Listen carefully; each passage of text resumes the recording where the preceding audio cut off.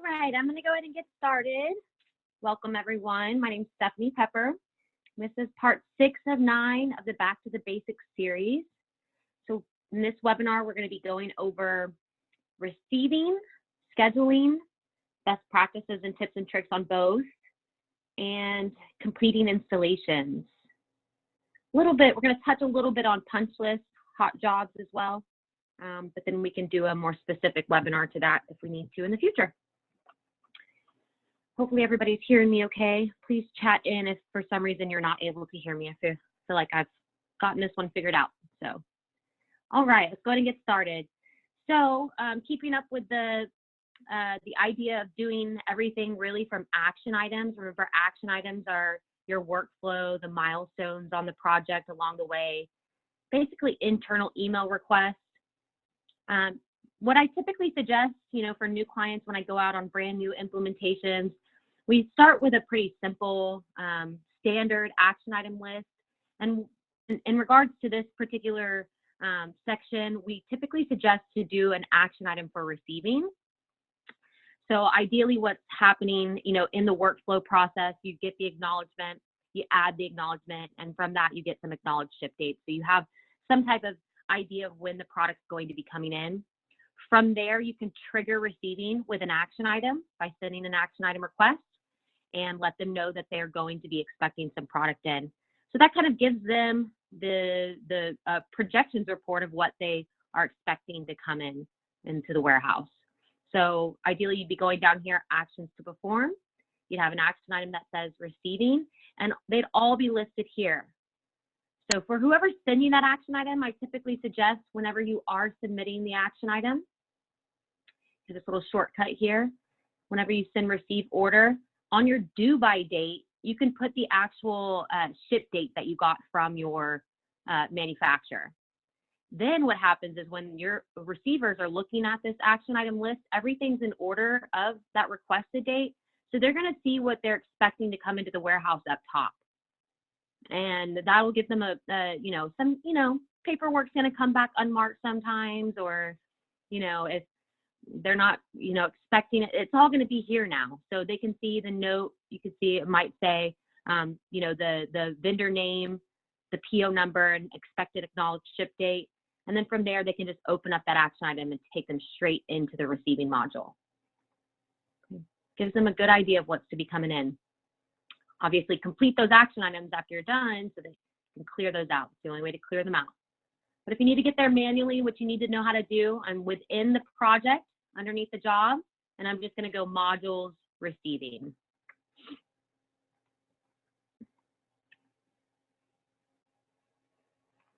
Quick question that just came in. I'll go ahead and answer that question while we're on the topic. Someone asked if, what do you do when you have multiple ship dates? You can just do the one that's coming in sooner than later, and then just note the multiple ship dates in your note of your action item, one option, or you can send multiple action items on that job, the different ship dates. If you have different manufacturers, you're going to want more than likely, an action item per manufacturer. But you do have the option of putting all of that just in the notes. It's just really a preference, and then whenever that action item is fully received and completed, then they could complete that action item out. All right, so modules receiving, and I'm just going to highlight the PO up top. So if you had multiple POs, they'd all be listed right here based off of what's been acknowledged. Okay, so this is only showing me what's been acknowledged. If you get into this module and you don't see the PO up top, it's because it hasn't been acknowledged yet. So you need to kick it back, make sure that it gets acknowledged, then you can receive it in full. Okay. So highlight the PO, and then you'll see the lines populate on the bottom portion of the screen. So if you had multiple lines, they would just all show up. So just like in the purchase order module, highlight the PO up top, all your lines show up down bottom. Okay, so we've already acknowledged this one. If it's a pretty simple, receiving, I've received this in full. I'm going to go over that scenario first. Pretty simple. You highlight, you hit receive selected items. If you bin locate or locate items in your warehouse, you have aisles or floor spots, however you do your receiving, you can put in a location here first, then highlight receive selected items. Okay. Once you receive it, so I'm just going to say IL2. I'm going to highlight receive selected items. Once I receive it, you're going to see that receive today shows as 5. There's nothing left to receive. Balance of 0, and you're done. Okay, so this is a simple scenario. I know there's different exceptions here, but I want you to see that when I receive everything on this acknowledgement or PO, it's going to quickly plug in a receive date and a received by. If you did a partial receive, let's say you only received 1 of 2 lines or 2 of 5 of the quantity, okay, nothing will show up here. So at a very quick glance, if I have 5 different POs up here, at a quick glance, if everything shows receive date and received by right here, that's showing me that everything's been received on all of those POs. So at a quick glance, I can see that information.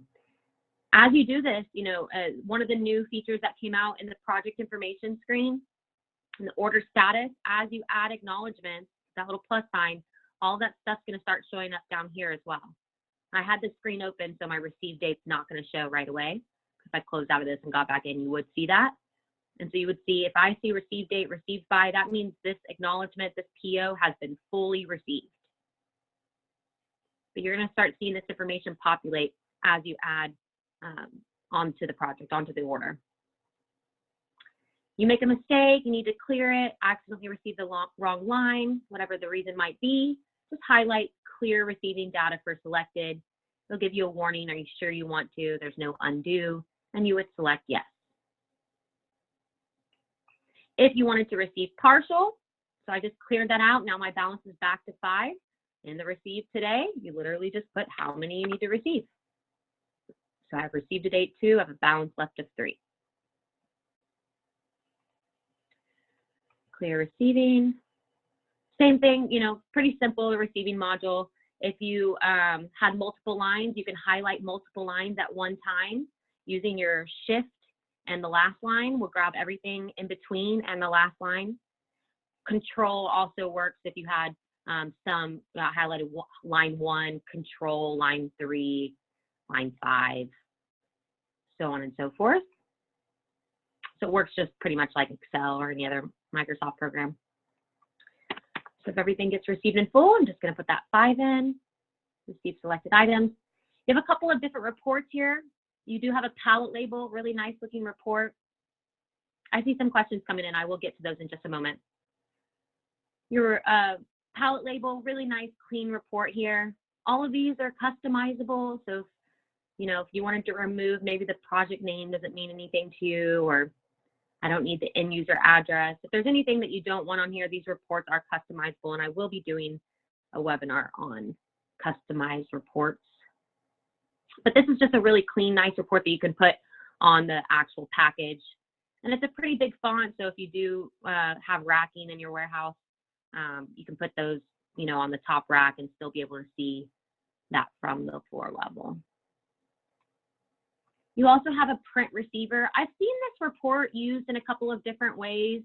The way that it's intended to be used, this receiver, is that once you have acknowledged something, you could come in here, print the receiver, and drop that with your receiving team so that they can know what to expect coming in. They could then grab this receiver when the truck pulls up, take it out with them, and mark off their items. You're going to get your bill of ladings and different reports from the trucking companies, but this is an internal document that you can kind of do some checks against.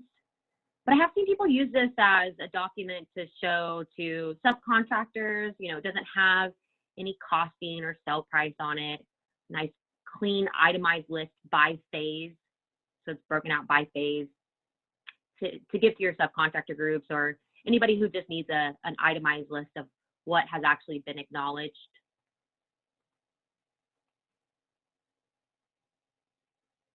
Yes, Aubrey, so that everyone knows, the order status tab is on this next update coming out. And Mary Beth, it's actually slowly being released this week.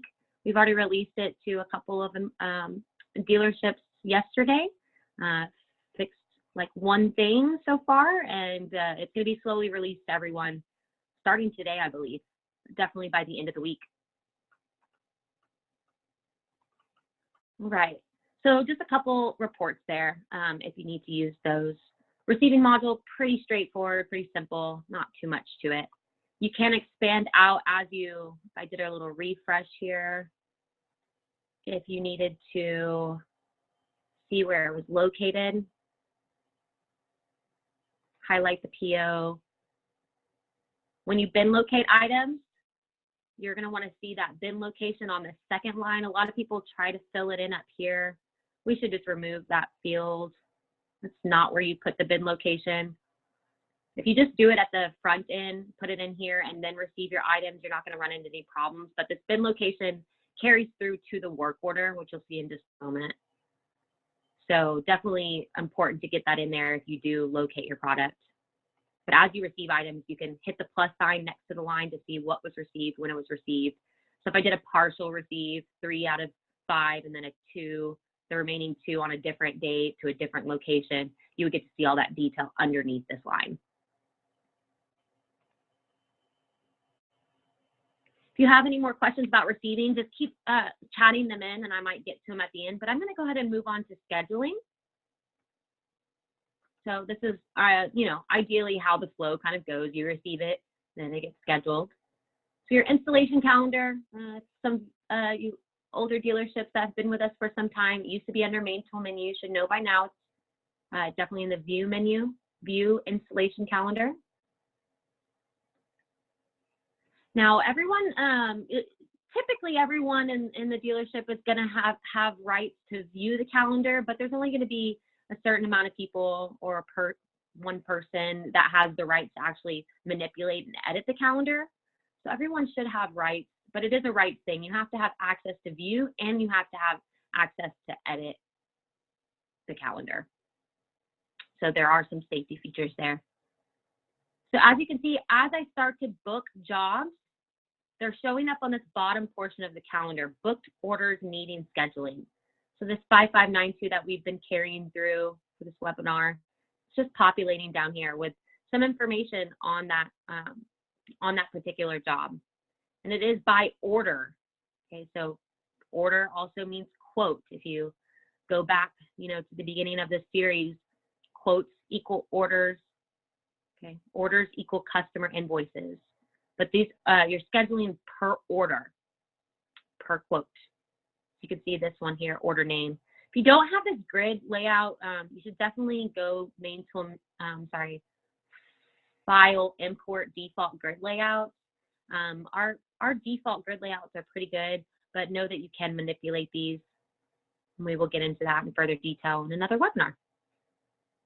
But you have some different information. You know, if I expand out, you're seeing the same information that you see in that order status tab that you're going to get in the next update on your project. You're going to see the acknowledgement number, the vendor, when it was received, who was received by, if there were any notes. So you can expand out on these to see a little bit more information. But you can also just scroll over and see some different information there. A couple little things about the calendar. You want to configure it up front. Once you get your settings done, you won't have to change those again. So I'm going to go through a couple of those settings. One being options. Okay, you can tell it how many weeks you want to see in your month view. So if I have not too many things on my calendar, I might look at a 4-month view. But as you add items onto your calendar, they just stack up. And so you might need to only see like a 1-week view so that you can see all of your jobs, depending on how many jobs you're doing a day. It just tells you how many weeks in month view. But on that view, while we're on that topic, over here in the top right corner, see day, work week, month. You can play with these. My personal preference is month, so that's what I typically go with. But there are some different views here that you can play with to see if you like something better. But I do like the month, and I like the 2-week view. Gives me a good amount of space where I can see everything kind of stacking up. Couple of other things here. You know, under salespeople, you can filter down to salesperson. So if I, am a salesperson and I want to come in and only see my jobs on the calendar, I can just check on my name, hit the refresh. So that's here, refresh, and you would only see your names. See your jobs for that particular salesperson. You can also do the same for crew and sub. So if you're trying to pin down where somebody might be, you might want to select crew and then say, okay, show me all the jobs that Ravi is on, or show me all the jobs that the staffing job is on. Okay. All right, so I'm going to go ahead and drop this one on the calendar, and then we'll go over a few of these other options up here. So what I'm going to do to actually schedule this and print a work order or a delivery ticket, I'm just going to drag and drop it. I have a question coming in. What causes an order to go into the booked orders needed scheduling? Just that. It has to be a booked order. So it has to go through the order entry screen. So processing the order, converting it from a quote to a job, converting it from a project to a job. So you're saying, okay, I need to process quote number 29156 in order entry. Now, on top of that, you do have a checkbox, requires installation. I'm glad you brought that up, because in order entry, I'm just going to go back to this job, go back to the order entry module.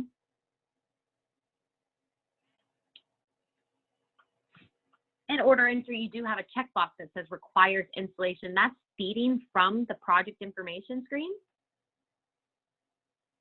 right here. So, you know, typically that's going to be defaulted to check on for all projects, unless you have some project type that doesn't require scheduling or installation. The only time you want to, a certain scenario where you might want to uncheck it, you're the salesperson and you're creating this project and you know that you're just going to throw this chair in the back of your car and just take it to site yourself or take it to your customer yourself. You might want to uncheck that. And you can always come back and uncheck that and save anytime before processing the order. Now, after it gets to this screen, order entry, and actually processing it in here, okay, and it's automatically feeding from that project information screen, whether or not it was unchecked there or checked. You know, after it hits this screen, that's what's carrying over to this calendar. But quickly, you know, for my schedulers, you know, if you see something on there really old, you know, you can come in here and you can uncheck them from this screen if you have those fields have that field as an editable field. If yours is not editable, definitely let us know, call into support, and we can walk you through how to make that editable. But if you use our default grid layout, it should be an editable field.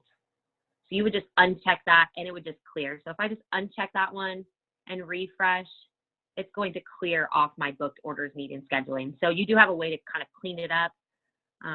It should, you know, be caught before then, but, you know, there are definitely going to be scenarios where you don't catch it. Do they automatically get removed once it has been booked for installation, i.e. if it was not drag and dropped onto the calendar? No, it doesn't automatically get removed. And the only thing that removes it from down here is either dragging and dropping it onto the calendar or unchecking requires installation. Loving the questions, keep them coming. All right, so we're gonna go and schedule this one. I'm just gonna grab it. So I'm just highlighting on the row header, and I'm grabbing, I'm highlighting, I'm holding my mouse down, and I'm dragging and dropping onto the day that I need to drag it on, okay? Quick tip here, if you know that, you know, you have a 2-week view and it needs to be scheduled on the 27th, use this over here on the right side. You can use that to just go straight to that day, or you can use your arrows. I like to use this to get to something quickly, but you'll definitely want to get to the day that you need to drag it onto first, then grab it and drag and drop. After you drag and drop, it's going to open up your installation item window where you get to put all your details. So you're grabbing and dragging and dropping the project, but it is based on order, like I mentioned before. So you can see I dragged 29156 up. It's putting that in automatically. Okay, so you should be handling scheduling that way, drag and drop based on the order. You know, at this time, if I had multiple orders, I could drop this down and flip it, but just keep in mind, if I dragged and dropped and then flipped it, this one would stay on there. So until you drag and drop an order or unchecked requires installation, it's always going to live in this little report. You know, this is a great projections report for your scheduler. One other thing before I move on to this, you see this very first column, request install start. that's pulling from order entry as well. So that's why when I reviewed order entry and I talk about how important it is, all these fields, this one right here, requested installation, whoever's processing your orders, you know, you should have fed them the information of approximate install date. It's just an approximate, you know, ultimately your scheduler is going to have, you know, the say on what day it actually gets dropped on, but this gives them a great projections report. It's sorted by date. So for my schedulers, if you're seeing a bunch of blank ones here, that means your order entry team is not filling in, you know, all those fields. And it's important, you know, that we do fill those in so that you can use this report as, you know, best as possible, the most efficient way. You know, it's sorted by date. So you're going to see the installs that are approaching more sooner than later up at the top, and the ones that you have a little bit of time on, you know, those are going to feed to the bottom. But, you know, if I'm seeing some dates approaching and no one's gotten with me, you know, via action item, preferably, you know, someone should be sending you an action item, a schedule request. If you're still getting emails for schedule requests, I highly suggest putting an action item in place. Track it, you know, keep it all underneath that project umbrella, track that history. But if I get, you know, if I see that date approaching and I haven't, you know, no one's talked to me about it yet, I might expand out, see if there's any acknowledgements on it, see what the acknowledged ship dates are. Maybe something changed and no one updated that date. But I definitely, you know, want to look into it.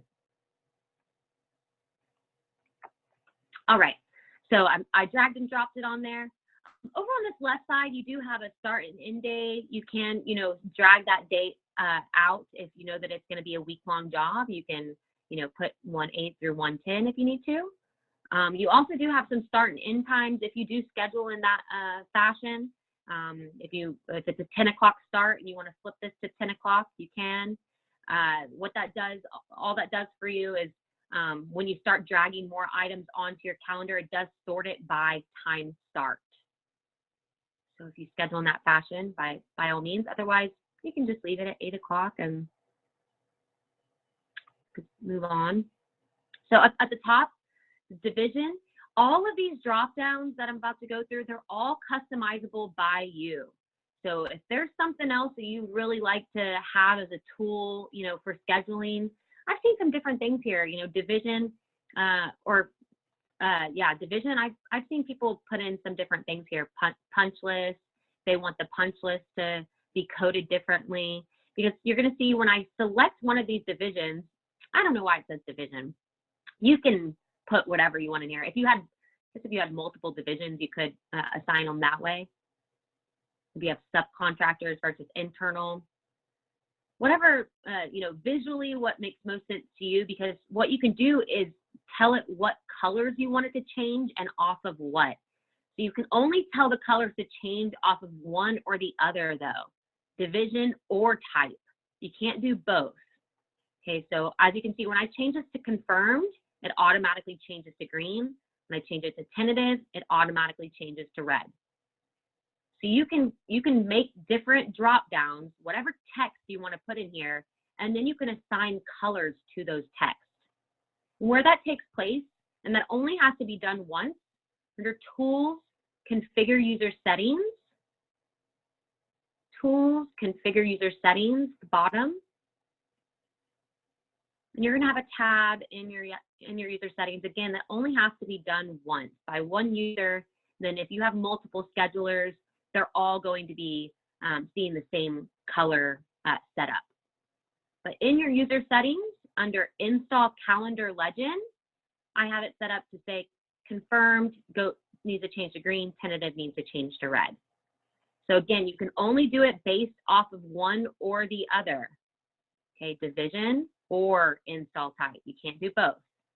And again, you can put whatever you want in these drop downs. Just need to see your administrator, and you can put in whatever drop downs you want there. Something to keep in mind, one of these days we'll probably work through this, but it works as is. But when you're doing these colors, you do have to type out the color. So red, okay? You don't use this to select red. Anyways, the last time I checked it, that doesn't work. So you need to actually put the actual word in there for the color. So you can use dark or light. So I can do dark, red, dark, or light, red. Light, dark, and light in front of the color works really well. Same for the 4-color. 4-color is your text color. The back color is the actual item color. Okay, so as you can see, once I change this, I'm going to confirm this one.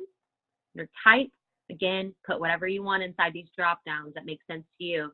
But what these can be helpful for is drilling down to what you're looking for. So under criteria, so I talked about these different filters here. Criteria works the same way. I can uncheck some of these, and maybe I just want to see all my punch list types on here. I can uncheck everything except for punch list and hit reload, and it'll just show me my punch list. So these can become really helpful when trying to filter down to something. Once you select those top 2 drop downs, again, order should automatically be chosen, but if you need to flip that and change it, you can. Once those are filled in, there's nothing else you need to do on the screen required, but you do have a space here to put some work order instructions.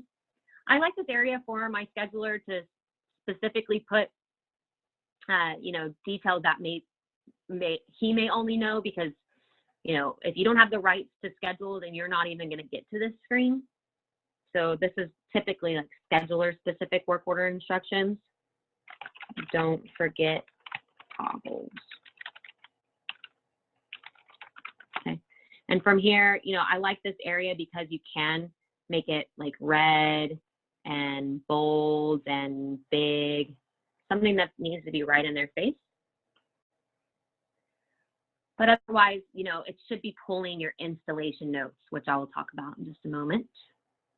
So after I fill in those top 2, put any notes that I need there, I can hit Save Item. From there, it takes you straight over to the Internal Resources tab. At this point, you know, if this was tentative, like the way that we did it at our dealership, we didn't even schedule any resources until the day or 2 before. So at this point, you could close out and just come back to it when you're actually ready to assign crew members and your items to install. So you could just close out. To get back into it, you just double click on your item, takes you straight back into the screen, and then you can flip over to the tabs you need to get to. So let's just say I wanted to schedule Melanie. So here you have a little arrow and 2 arrows. The little arrow is just to grab whoever you checked. The double arrows is to put everybody on this list over this side. Typically, you're going to use that little arrow. Tell it what you're installing. Pay schedule shouldn't matter for most of you, because that can be adjusted in the human resources when you're actually processing time, if you do process time from the calendar. We just made some pretty big changes to the time clock that will be out in this next update this week. We are looking to see if this will default in the near future, so you guys don't have to worry about that. Whatever the default pay schedule it should just default to that. But when you choose the top one, it fills in everything for you, and then you just hit Add Installers. Once you hit Add Installers, it'll go over to the right side. And you can move on to the next tab. So if you have any subcontractors, grab them, acts the same way, hit your little arrow, drag them over to this side. If you don't see a list of your subcontractors here, that's because in the actual vendor record,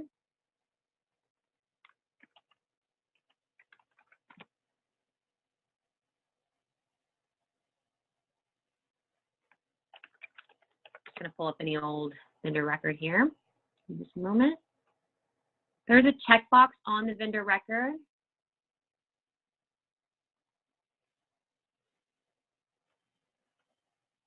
that prompts it to be in that list, and that's this checkbox right here, subcontractor. And then you would just need to close out of this and get back in it, and then you would see it in the list. From there, I can go over to my items to install tab. Again, you can come back to this when you're ready to actually add product on.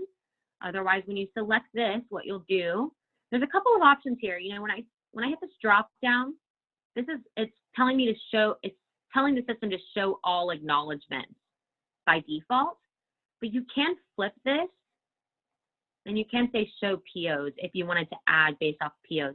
Typically, by the time that you're getting to actual scheduling, there should already be an acknowledgement on there. But if you're doing for any other reason that you need to add the product on and there's no acknowledgement or whatever, you can flip that button just by clicking right on top of it to show POs. Otherwise, you hit the drop down and you can either hit add all, and all acknowledgements that you have in this list would add all the product on, or you highlight and hit add and add the individual acknowledgement. Now, if I added this acknowledgement and let's say there were 3 lines on this and only one of the lines we were delivering out, you could just highlight and hit delete on your keyboard on the lines that don't need to be on this particular work order and add the rest to another work order. All right, and that's really it to it for right now. Inventory is on its way, so once we release the inventory module, which is our big 2020 project, we will definitely have another webinar on that. So when you close out, now we want to actually print the work order.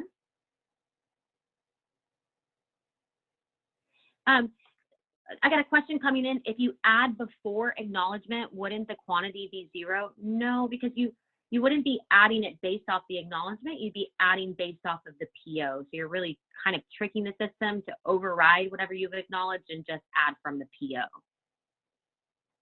Hopefully that answers your question. All right, so to print the work order, you're just going to highlight the item.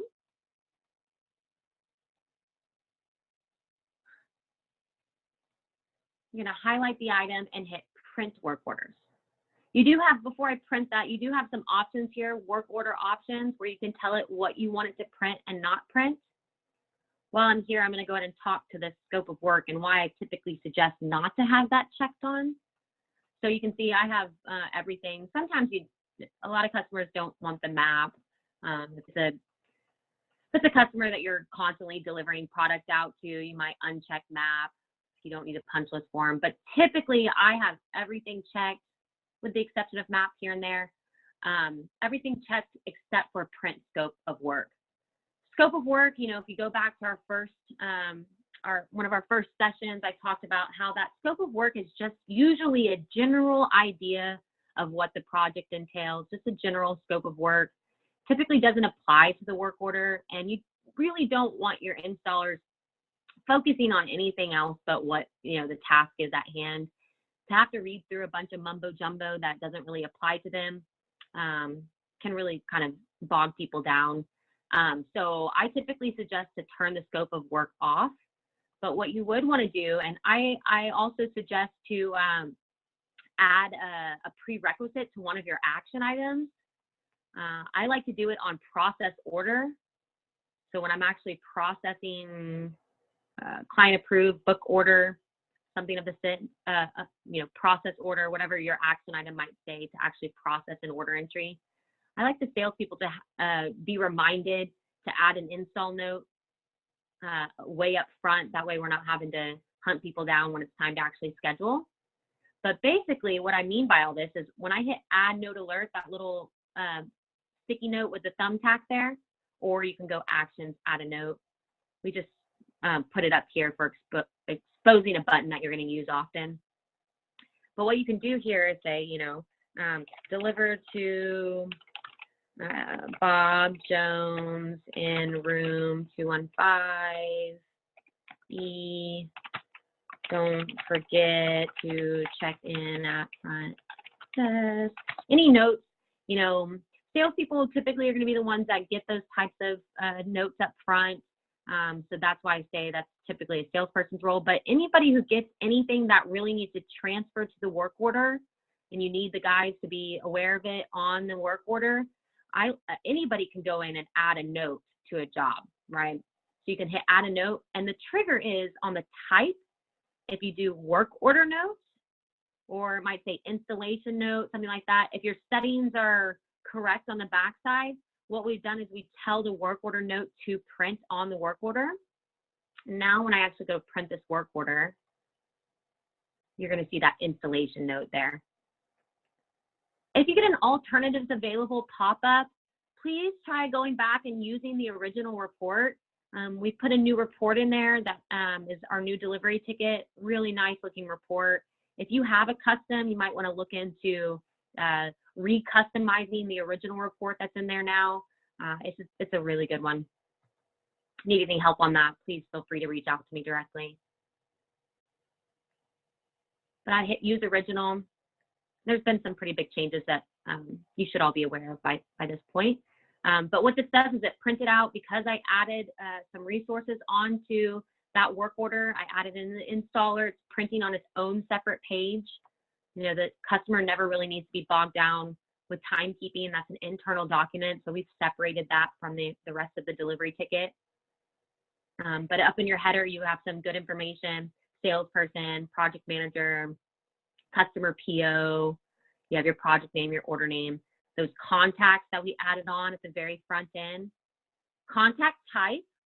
Okay, if you have multiple contacts on your project, I'm just going to flip back over to the project here. Flip into the project information. So I had multiple contacts here. You know, this project contact type is a great way to identify, you know, who your installer should be reaching out to. I might do like installation contact, and maybe there's an accounting contact, and you know, you want to label those because that does print on the work order. I just hit refresh. To see that contact type there. Definitely use that if you are adding multiple contacts onto your project. There's those general instructions, large, big, red font. And there's that installation note that I just added as a work order note. So it's printing on my work order. Who was created by, when. There's history of that. And you can flip notes on and off.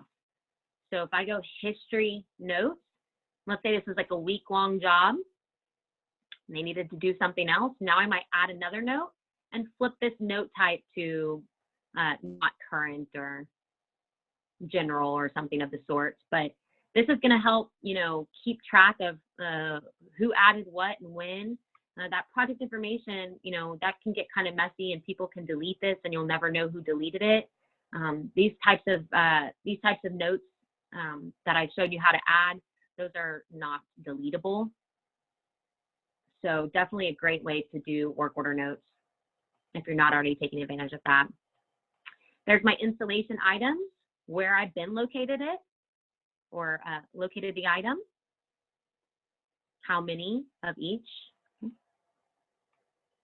Punch list form, it's a small punch list form. Typically, if you have something that goes past this punch list form, you're going to have a whole separate document for it.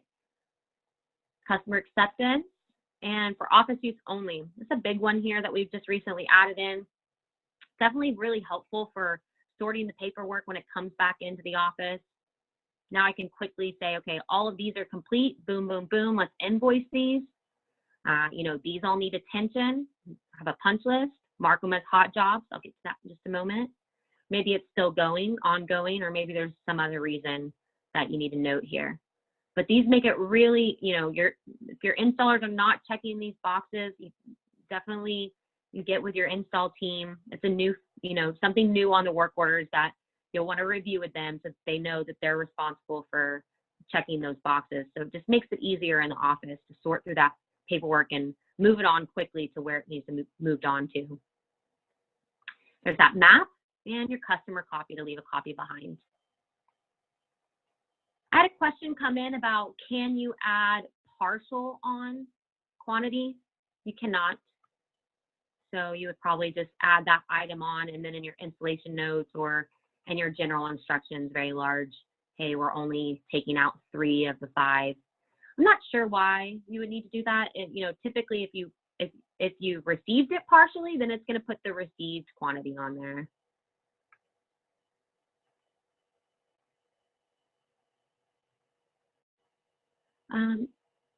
Another question, somebody missed the beginning. How do you get the POs to show up in the receiving window? That's acknowledgments. It has to be acknowledged.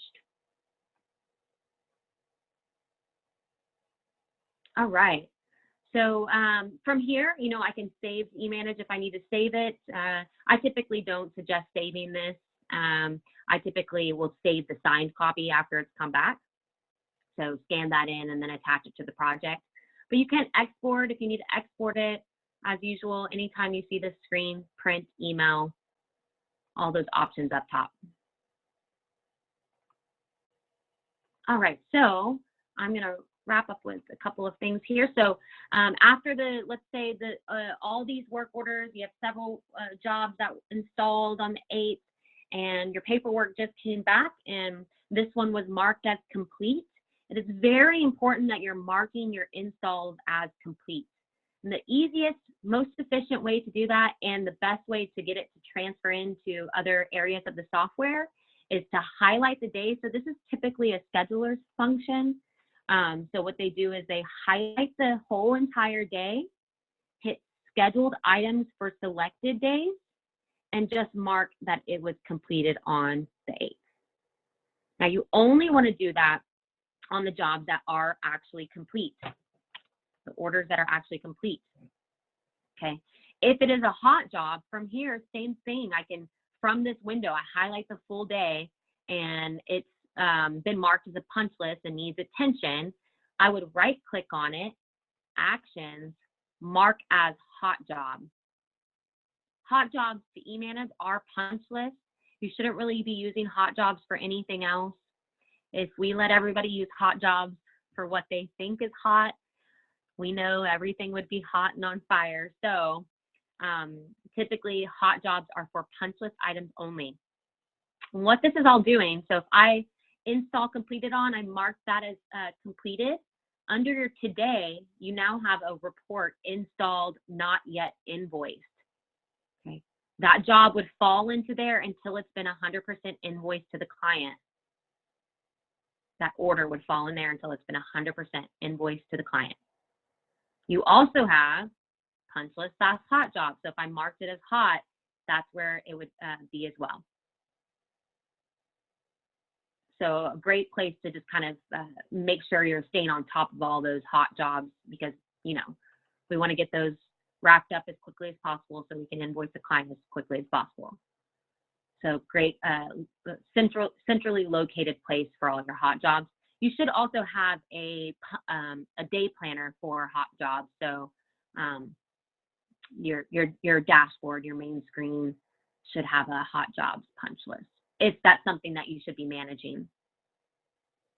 But then quickly, you know, and from here, depending on what your process is, you know, if it's been completed and now it gets, you know, handed back to the project manager or the salesperson, whoever it might be, to invoice it, and it gets lost on their desk and they forgot to send the action item through to invoice the client, you know, now you have a safety feature here, installed, not yet invoiced, because we all know it does happen.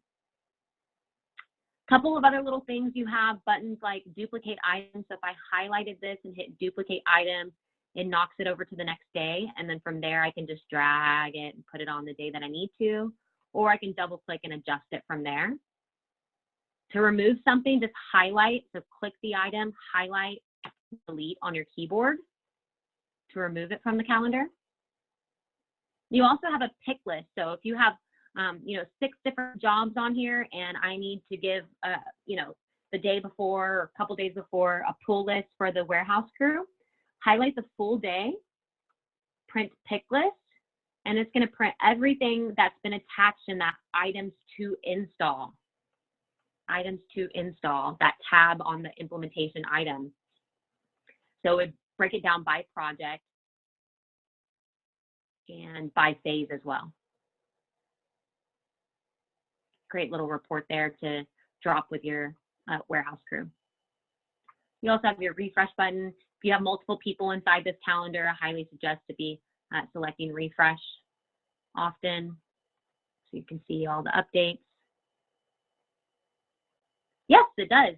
Another question that just came in, does the install complete on automatically fill in on order entry? It does. So if you put this in here, install completed on the 8th, in order entry, what he's referring to,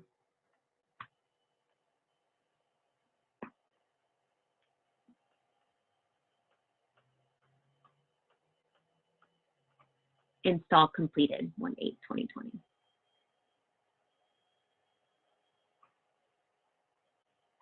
Back to the calendar, I think More questions coming in. I love all the questions.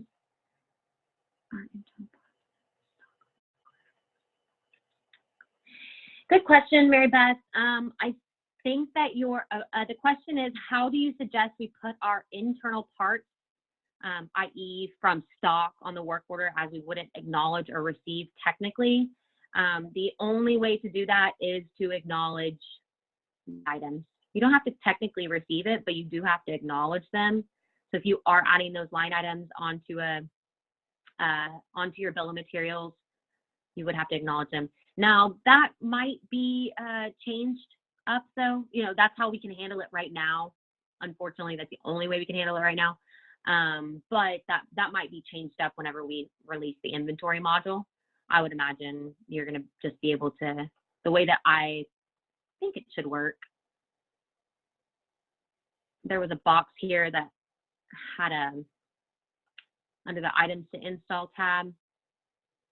I believe at some point this was working, but you're going to have choose inventory here, I believe, and you'll be able to assign it that way.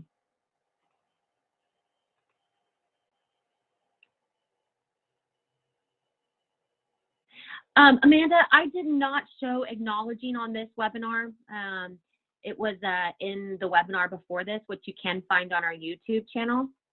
So please, if you are wanting to go back and look at some old webinars that we did, you can find that in our YouTube channel.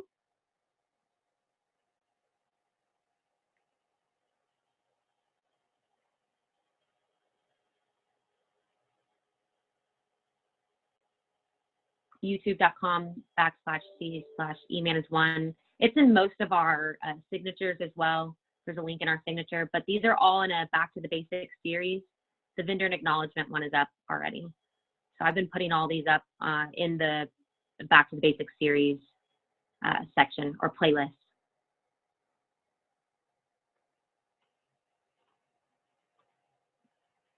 You're welcome.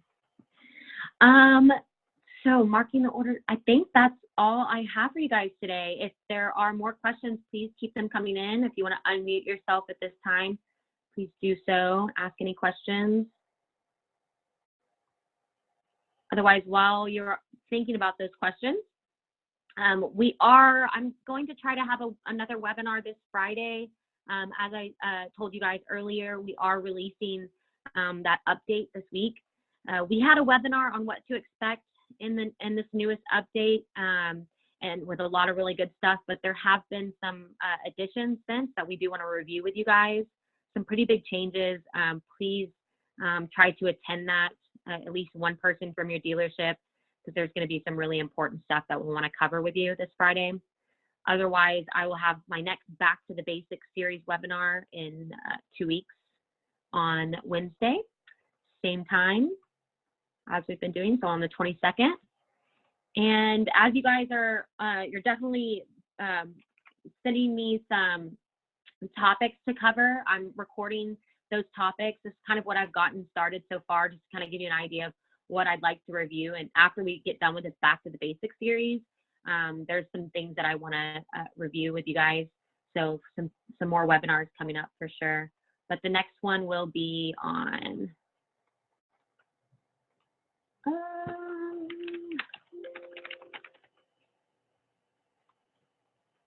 my apologies. Invoicing, customer invoicing and payments, and completing the orders and the projects. We're almost done.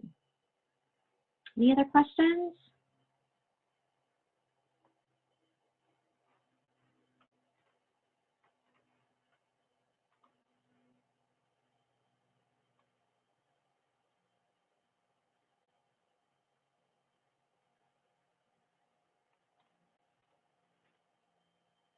All right. If you guys have any more specific, oh, got one coming in. Yes, Kelly, I will be sending out an invite for the webinar on Friday. If that's the day that we're going to do it. We're going to slowly go ahead and start releasing the update to you guys. So if there's anything emergency that you need to call in, you know, definitely call into support. But we will be covering, there's a big update to your current opportunities and the web services for my Hayworth and Herman Miller dealers. I feel like there's one thing that I'm forgetting. But there are no other questions. I'll let you guys go. Please feel free to reach out to me directly, Stephanie@emanage1.com, if you have any other questions that just come up. Otherwise, hope you guys have a wonderful day, good rest of the week, and we'll talk to you guys next time.